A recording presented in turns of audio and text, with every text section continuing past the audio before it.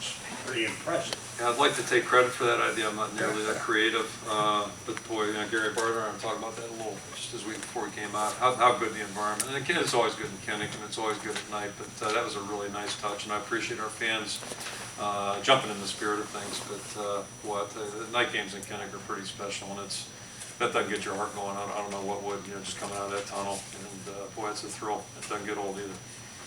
Can you talk about what they did on defense in the second half to slow down your offense a little bit? Yeah, did a couple things. They made some adjustments, which you'd expect, and they're extremely well coached.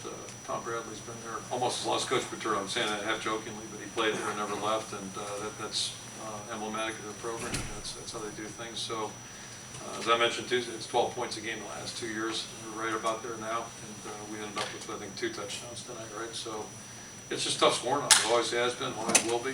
They made some adjustments, and I think the other factor was our field position in the second half. I'm not complaining about it, but it was, dramatically different. We just had a long field a lot of the time. I thought our offense did a good job moving it out, changing field position. Ryan came up big, Donahue came up big with some punts, and I thought he would. He missed it a couple early, so he kind of suspected he'd bounce back, and he did. All those little things really help you win football games. And the last time, we didn't kill the clock, but we advanced it down, where I think we felt like, we're in pretty good shape here if we get the punt out there, and we did. So all those little things, add up to winning or losing, and our guys responded pretty well tonight. What's the key to Ricky's fast starts?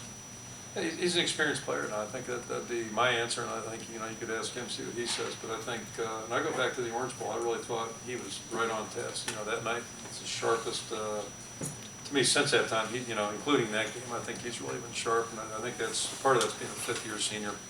And the fifth-year senior works extremely hard. We don't have a guy on the team who works any harder than him. So, it's nice to see that effort and that dedication pay off.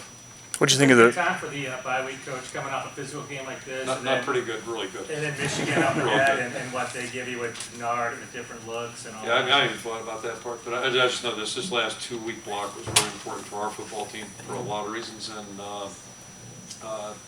we've put a lot into that. And then, with our injury situation right now, this is just. I'm normally not a big fan. I'd rather just keep playing. This week, it's going to be better. It's right in the middle of our season. We've been at this thing 8 weeks.